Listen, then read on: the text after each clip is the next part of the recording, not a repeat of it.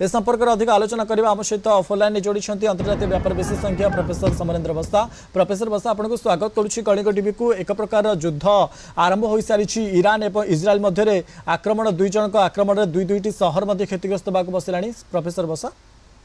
देखो जमी बर्तमान बोथ साइड रू ऑफेंसिव काउंटर ऑफेंसिव मोड जोरदार चली भयंकर जो स्थिति है एपटे इज्राएल कहतु सेपटे ईरान ने कहतु ए समय इज्राएल सीधा सड़क उद्देश्य रही जिते परमाणु ठिकाना रही 12 ରୁ 15टी सस्पेक्टिंग रही परमाणु अड्डा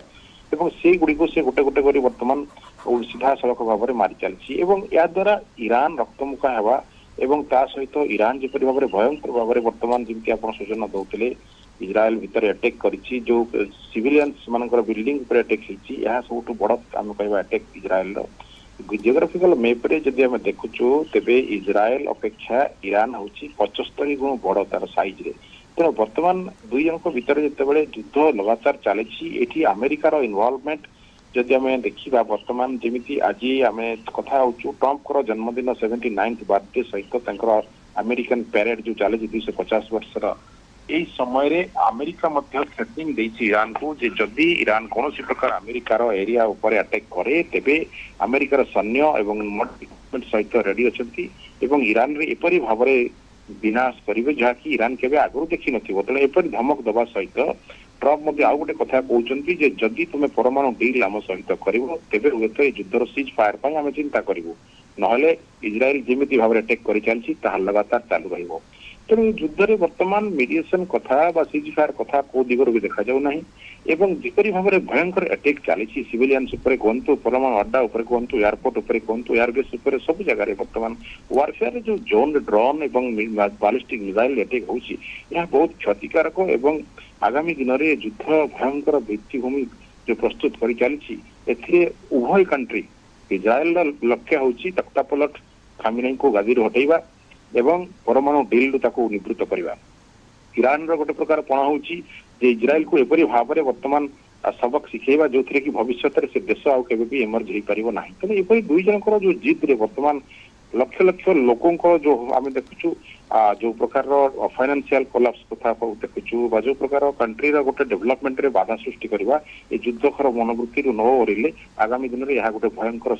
तृतीय विश्व आशंका बारंबार आम से करा जाउछि। ओके प्रोफेसर बस्ता जो भाव में दुई जनकर जो मनमानी रे लक्ष लक्ष लोक वर्तमान समय मृत्युवरण करुँच कोटा कोटी प्रोफेसर बस्ता एमान आग को आभिमुख्य कर कारण दुई दुई जनकर कहीं क्या छाड़ू ना अन्य बड़े जब आम कह आज आलोचना होता है किंतु ईरान मना करुच्च आलोचना आलोचन में बर्तमान खामेनेई कौन प्रकार से निजे आगु 5-5 थर से परमाणु चुक्ति कैंसेल कर ट्रंप सहित अबाउट यूरानियम एनरिचमेंट बाबद में कौन कथबार्ता हाँपाई से मना कर तेणु वर्तमान यही युद्ध में मीडिएशन कथा आसुना अमेरिका वर्तमान चाहूना ये जब डील न कर तेज युद्ध आग को कंटिन्यू रही निज निजर शक्ति प्रदर्शन से कलापर गोटे बार्गेनिंग चेन को आसवे विश्वास करा जाए। ओके प्रोफेसर बस्ता आम कहीपर एक प्रकार महायुद्ध आरंभ हो सारी निहाती मिडिल ईस्ट रे एपरी युद्ध देखो जो हुती हमास और हिजबुल्ला को निपात करने पण नहीं बेंजामिन नेतन्याहू वर्तमान सीधा सड़क ईरान उपर अटैक करवा यह गोटे महायुद्धर आशंका देखा